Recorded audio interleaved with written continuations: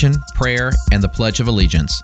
By doing so, we build a family-like community where all students grow and flourish and personal faith is encouraged.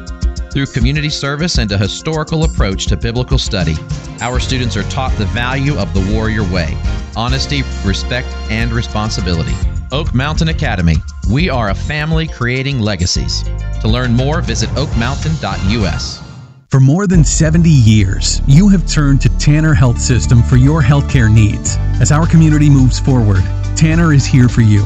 Strong, safe, and close to home. Routine medical appointments, urgent elective surgeries, and imaging are back on the calendar at our hospitals and Tanner Medical Group practices. With the safety of our patients, staff, and community always our top priority. Learn more at tanner.org. Hashtag We Are Tanner Strong.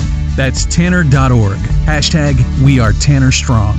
National headlines and the local stories you care about. WLBB, Carrollton. News Talk 1330, FM 106.3. Good Friday morning. Welcome to the WLBB Community Voice program here on News Talk 1330, FM 106.3. Streaming live online at newstalk1330.com. And this morning, we're on the News Talk 1330 WLBB Facebook page, so good morning to those of you who have already tuned in. You can see my guest. She's a writer and public speaker who is passionate about encouraging women to, quote, walk by faith, not by sight. She's publishing a book, and it is coming out on Monday. It's called Blind Faith Devotional, and her name is Sara Claudia Tillman. You probably recognize her. She hosts this program once a month, the Community Voice program, and she's on Facebook Live, the WLBB Facebook Live, more than I am. Maybe not more than Steve or Josh. But she's on it, again, she does a show once a month here on News Talk 1330, and I can proudly say that I understand she'll be doing that again next year as well. She worked out the details with Steve Graddick, and he's bringing in all the big bucks to keep her on doing the program for next year. Sara Claudia Tillman, my guest this morning. Good morning. Good morning. I'm excited to be here and to share and to be on this side of the table this time. It's a nice little change of scenery. But that's how you started out, though. When you and I, when doing this program, you and I we had done a couple of interviews, and gosh, this may be 4 or 5 years now that we talked about. Oh, I'd say it's probably 4 years. So you had an accident 5 years ago, and then we talked about it a bit after that. Just you were motivated to get involved and do public speaking and share your story, and you've done that.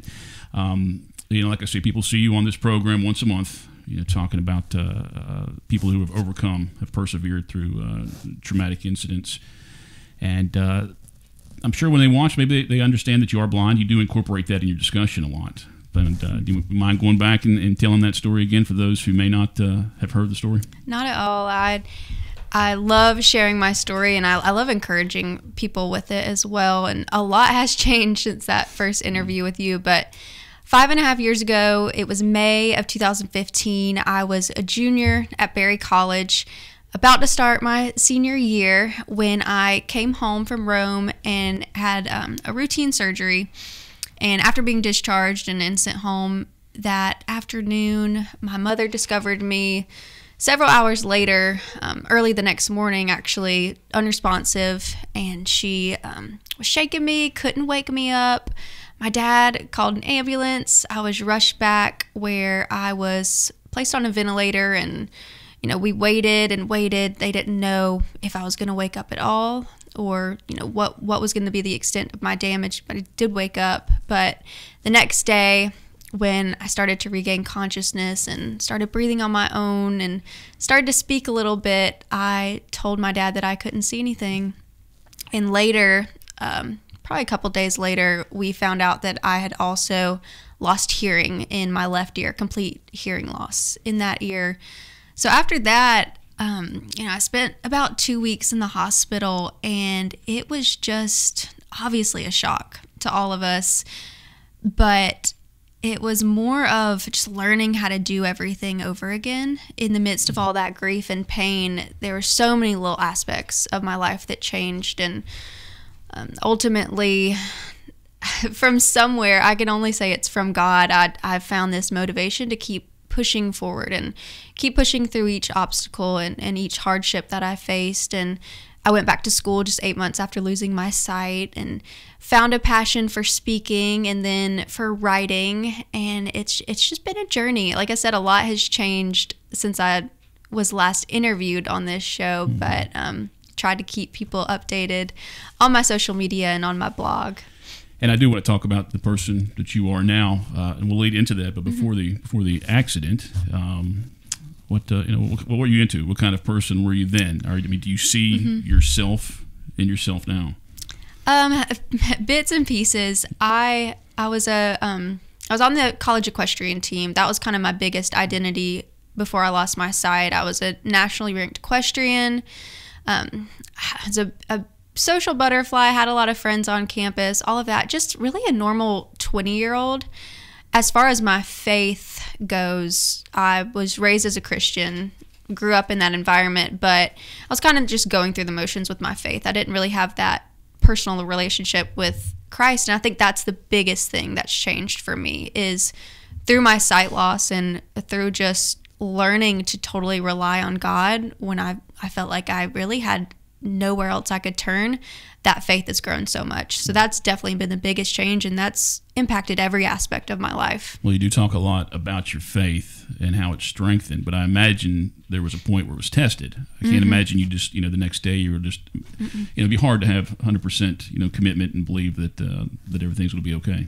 Oh yeah, it's been tested so many times, and even still, it's tested pretty much every day because there's always another hardship, always another letdown where I'm thinking, okay, God, why are you making me go through this? And it's been those everyday tests, though, that when I do just submit in prayer and kind of surrender to God in those hardships, that's where my faith gets strengthened the most. It's not when everything's going fine and everything's kind of hunky-dory. It's when you face those trials and you learn to rely on God in the midst of them. That's when your faith is really going to shine through. Sara Claudia Tillman, our guest on this morning's Community Voice program. She's publishing a book. It comes out Monday. I'm just going to tease that a little bit. We'll get into more detail about it during the next segment. This question, you and I talked about it beforehand a little bit. As far as your program that you host here once a month on News Talk 1330, and they're all archived. If anybody wants to go back and watch those, they're archived on our Facebook and also the podcast version on our website at newstalk1330.com. But talk about the inspiration behind that program. How did that come about? I have faced, obstacles myself, and in kind of going through those, I've realized we're in this community where there are so many people who have faced hardships and obstacles, whether it's a disability or a loss of a loved one or whatever it is, and they have come through so strong. And I just really wanted to highlight those people, let them share their stories in the hopes that somebody listening who might be going through something similar will kind of get, I don't want to say relief, but find encouragement through that. And seeing that they're not alone in their circumstances, and yes, you can overcome and push through what you're going through. Do you think you feel more comfortable hosting those shows? Like I don't imagine that you had that interest in hosting a show like that or talking about a topic like that before you were dealing with those kind of things yourself. Do you feel like that gives you a better perspective and you feel more comfortable talking to those individuals? Definitely. And it's been a learning experience for me because it hasn't just been people with disabilities. It's been, parents who have lost children and people going through cancer. But I do feel on some level I can relate just to the grief and the pain that they're facing. And it's different situations, but whenever you're going through something hard, I feel like you can relate to somebody else and encourage them in your own way. Well, over the last 2 years, 3 years maybe, you have become the queen of media. I mean, you're doing a blog, Facebook posts a lot. Of course, you're doing this program once a month, and now you've written a book. You do a podcast as well. Tell me about that. Yes, I've kind of just started doing everything at one time. That's kind of how I like to do things. But I started my podcast several months ago. It's called Finding Light Podcast, and it's kind of just a continuation of what I do here on Community Voice. I like to interview people who have gone through something hard and how they've found light in that situation, no matter how dark it's been, how they've found positives and used their faith and their trust in God to walk through it. And I also share a lot of little tidbits about just living as somebody who's blind. So it's interesting. It gets funny at times. And how do we find that? How can we access those programs? It's on all podcast streaming platforms, and my co-host Erica Rivers. If you follow me on Facebook and Instagram, you see a lot of her, but she's on there with me, and we just have a lot of fun doing it. Who's helping you with that program? Seth Kane is also my podcast Seth Kane. editor. Wow, he's a radio star. A local celeb. He's good people. He does a good job for us as well. But Erica, I mean, she helps you out a lot as well. Mm-hmm. She is. She's my marketing and communication manager for my ministry, kind of my ministry partner. So she helps me with everything from editing my writing to helping me on social media post, podcast, co-host, chauffeur. Chauffeur, I've seen that. Everything. Yeah, she's definitely been a blessing. And she brings you here in the morning, and then she drops you off, and then she runs and hides in the back room. But she's more than welcome to come in here with us if she'd like to. One day. All right. Time right now is 8:40. We're going to take our first break, continue our conversation with Sara Claudia Tillman. She's Rick and Sally's kid, if you didn't know. Well, if you have questions or comments, feel free to post those to the News Talk 1330 Facebook page. I'll look at those during our break and share those. If you just want to say hi to Sara Claudia as well, you can do that. Community Voice brought to you by Tanner Health System and Oak Mountain Academy here on News Talk 1330 FM 106.3. At Oak Mountain Academy, our academic excellence shines through innovation and a personalized educational experience. Our pre-K 3 through 12th grade environment offers a family-oriented atmosphere. We are an independent school with faith-based values and an Academy Honor Code. Our academic standards prepare our students for college and beyond. I'm Patrick Duran, Headmaster, inviting you to visit us on the mountain or at oakmountain.us. Come see how our warriors are creating legacies. For more than 70 years, you have turned to Tanner Health System for your healthcare needs. As our community moves forward, Tanner is here for you. Strong, safe, and close to home. Routine medical appointments, urgent elective surgeries, and imaging are back on the calendar at our hospitals and Tanner Medical Group practices. With the safety of our patients, staff, and community always our top priority. Learn more at tanner.org. Hashtag We Are Tanner Strong. That's tanner.org. Hashtag We Are Tanner Strong.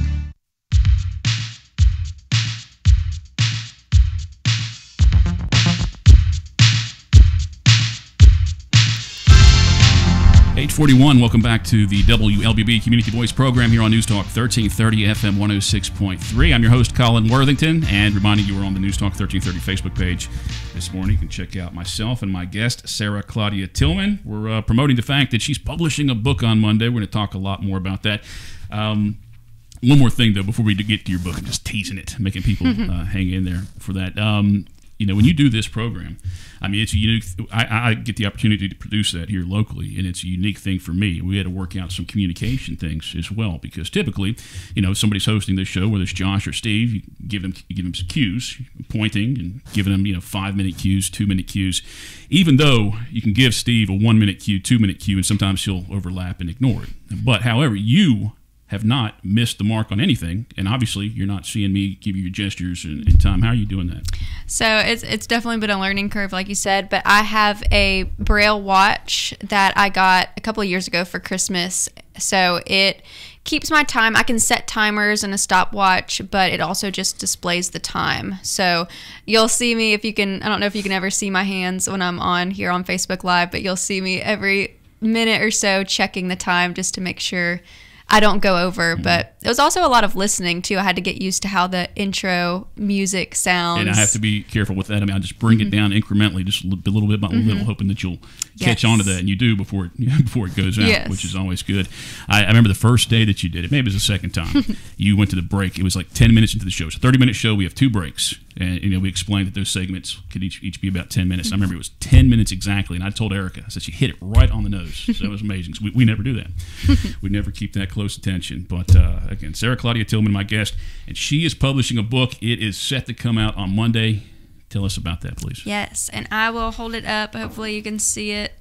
We practiced this a second ago, but it's called Blind Faith Devotional, 30 Days of Finding Light, Building Faith, and Choosing Joy. And I started it really at the beginning of quarantine because I was stuck at home and we all started our books at that time. Yeah, able to do just a lot of writing, and God had placed a call on my life just a few weeks earlier, because when I started my blog, I did a lot of writing about travel and accessibility and lifestyle, but he had really been nagging at me to focus all my content on him and on scripture.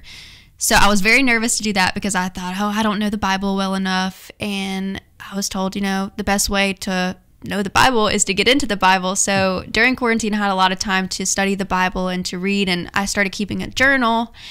And from that journal, I noticed I was writing like these short little devotion type entries. And I thought, wow, this could be something. So I started compiling them, and I found a theme. My mom, she was a kindergarten teacher, so she always comes up with little creative ideas. And she told me, she said, you need to have a theme for this. So I thought of words from the Bible that meant a lot to me in my journey. So I thought of light and faith and joy.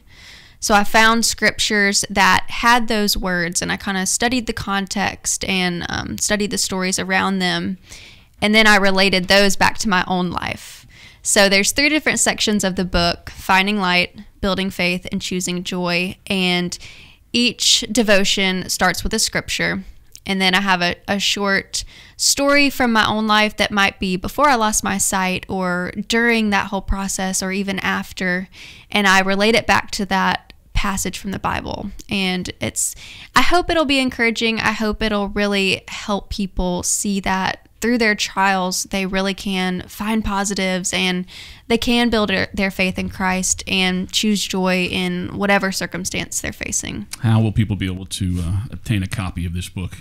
So starting on Monday, November 23rd, it will be available on Amazon as a paperback book. And then after that, hopefully, I don't know exactly how long the process takes, but I am going to get it into audiobook form as well.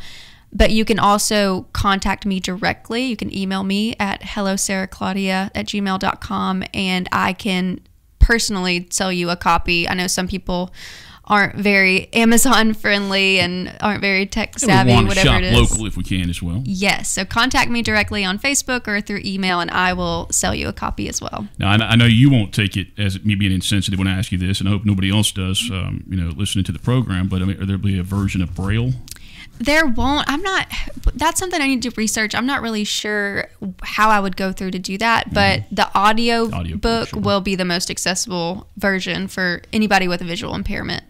When you were coming on the program as a guest, a couple of years ago, you had brought up that you were going to do public speaking. How has that worked out? How has that became pretty popular? I mean, every time I look around, there's you're posting that, I spoke here and spoke here.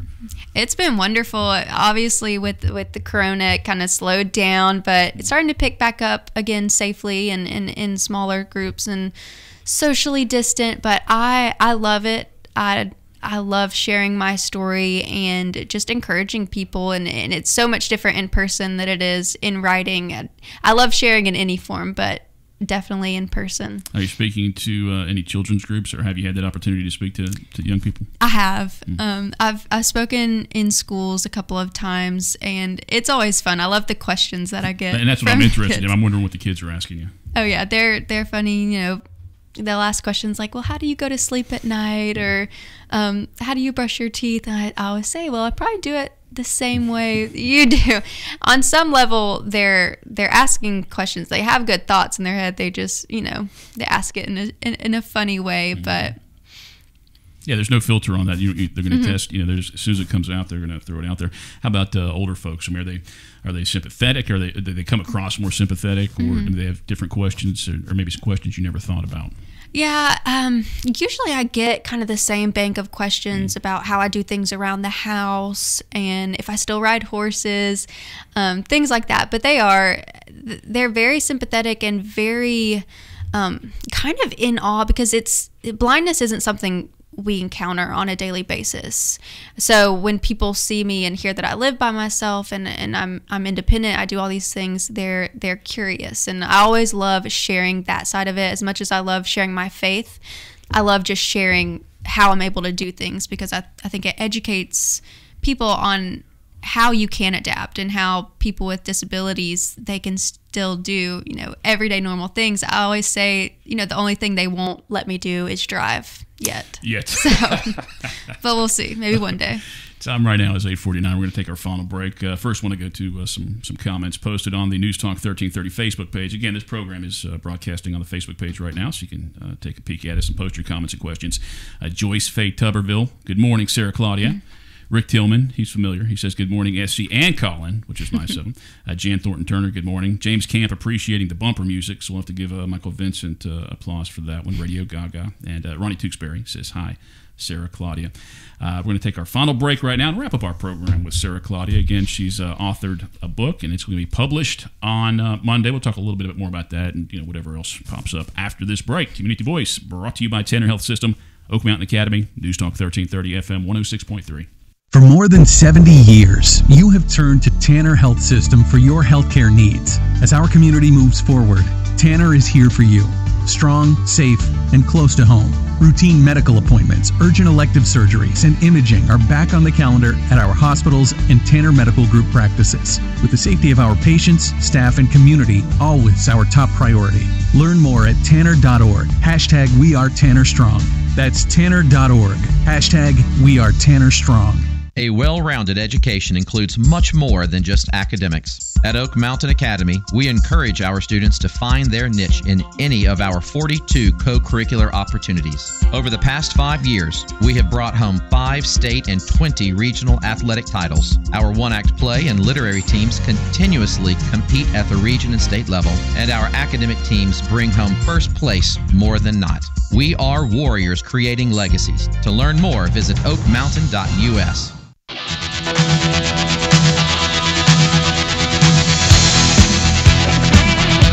Time right now is 8:51. Welcome back to the WLBB Community Voice program here on News Talk 1330 FM 106.3, streaming live online at newstalk1330.com. And this morning we are on the News Talk 1330 Facebook page. Thanks to Joel Brock for making that happen this morning.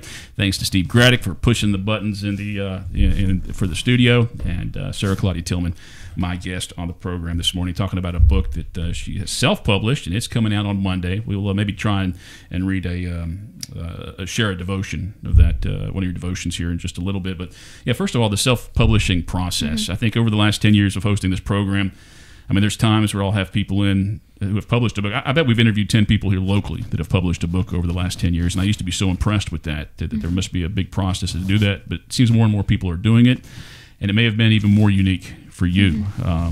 Talk about that process, if you don't mind. It's definitely been a challenge and a big learning curve for me and Erica, who I mentioned previously. I just started writing it, and that was kind of I said, this is going to be my big job, and then I'll turn it over to you. But we decided to self-publish through Amazon. They have a really great way that they kind of walk you through it. So you have to have your manuscript, but then you have to put it in a template and get it in a certain form, and that was kind of the big hurdle that we ran into. I have a mentor, Rhea Story. She's published several books, so she helped us get it in the template the correct way, and then after that you have to find your book cover and do all the editing and everything. I had a teacher, retired teacher from Carrollton, Dr. Bagby, who edited my book and helped me with all my grammar and all of that. So it's been a team effort. That is the thing about me being blind and technology. You know, I can type and do all that stuff, but as far as all the publishing went, I definitely had a team of people who helped me. And Lime Biscuit Creative in Carrollton, they designed my book cover, and they have been wonderful to work with because me and Erica really had no idea what we were doing going into this. So like I said, it was a lot of learning. Time right now is 8:54. Wrapping up my program here with Sara Claudia Tillman this morning. How long did it take you to learn Braille, and are you an expert at it now? Do you recognize everything? I recognize everything. It took me about 1.5 years to learn it, and I can read it, and in my head it sounds really good, but when I try to read it out loud, I sound like I'm in kindergarten, trying to read a book for the first time. It doesn't come out very fluently, but that just takes practice. Do you speak any foreign languages? No. Okay. I was trying to compare the learning that, because as an older person to learn that, not that 20 is older, but it seems like it's a lot easier to learn those kind of things if you're a kid, and if it's if you're coinciding with learning English and how to read, that'd be a lot easier. But so I imagine it was a difficult process. Before we do run out of the show here, run out of time for the show, can you give us an example of the verses in your book?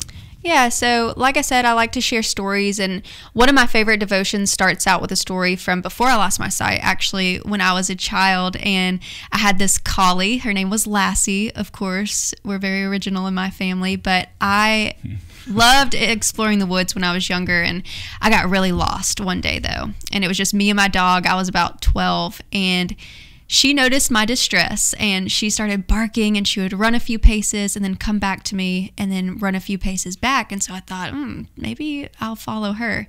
And it took a long time, but eventually that dog led me back home. And that story kind of leads into, during the devotion, into my blindness and how lost I felt in that situation. And I didn't have Lassie to lead me out of it that time. And I share a passage from the Bible where God led his people through the wilderness as well. And I won't give too much away, won't give the passage away, even though probably a lot of you know which one that is. But just sharing how through my blindness I learned to turn to God as a guide. And I think in any hardships that we face, he's always there guiding us and wanting us to kind of take his hand and let him lead us through. So that's one of my favorite devotions. Blind Faith Devotional is the book, and Monday it'll be published, and they probably should visit your website or Facebook page to get some details on that Monday. They can do that. Yes, we're having a whole countdown over on my Facebook and Instagram, so you can just search Sara Claudia Tillman and follow me. And also, if you sign up for my email list, we're sending little email newsletters. And it's Sarah sans H. There's no H at the end of Sarah. So you can make sure and just friend her. And do you have a public figure Facebook page too, where people can follow that? Yes, you can go like my Facebook page. Yes. All right, we got about 4 minutes left in the show. Before we do wrap up, let's talk about your upcoming programs. You'll be hosting the Community Voice program. No, it's not next Wednesday. Maybe it's the Wednesday after. Maybe it's 2.5 weeks. But it's December 9th. Who do you have as your guest for December 9th? I have Ivy Rollins. She's actually a neighbor and friend of mine, and she just recently started a suicide support group. She faced that in her own life as a personal story. So we're going to be talking about that and kind of how she's gotten through that and her inspiration to help support others through it as well. Just look for that program on Facebook Live on Wednesdays once a month. But it'll pop up. It'll be, for a lot of people, it's the first thing that pops up when they log on to Facebook is the WLBB Facebook page. So that'll show up. Are you going to do anything new with the program next year? Do you see it changing up? Or you had 12 people that you interviewed this year, and it may not be easy for everybody to come forward with the stories. So these are unique people. These are strong people who are willing to talk about that. Do you think you can do it another 12 times next year? Is that going to be easy for you? I think so. I think the good thing about this community is there are a lot of people with inspirational stories who want to help other people. And I think that's the biggest thing about this show. When I tell people, you're going to be an encouragement to others, people are so willing to share and they want to do that with their stories. Very nice. We look forward to those shows continuing. Sara Claudia Tillman, my guest on this morning's Community Voice program, and glad she was able to come here and talk about her book, which is coming out Monday. Again, she is Sally and Rick's kid, and I know they're watching this morning. I know they're both very proud of you. And they're both very proud of you, but your dad, oh my gosh, he's out of control, proud of you. Again, thank you for coming on this morning's program. And thank you for tuning into News Talk 1330 WLBB's Community Voice this week. Next week is Thanksgiving. We're still going to have programming Monday, Tuesday, and Wednesday on Community Voice, so hope you'll tune in for each of those days. Big show on Tuesday. We'll have Dr. Laura Larson returning to the program as we talk about COVID and flu. We'll get a big update on that, so I encourage you to set your alarms for that program. And I think we're pretty lucky to get Dr. Larson on that program. She is hard to pin down because she is extremely busy at this time. Stay tuned now for national news, followed by your local news, and then Glenn Beck is on the air from 9 till 12, Rush Limbaugh, 12 till 3, Sean Hannity, 3 to 6. Community Voice, the program brought to you by Tanner Health System, Oak Mountain Academy. News Talk 1330, FM 106.3. Have a great weekend.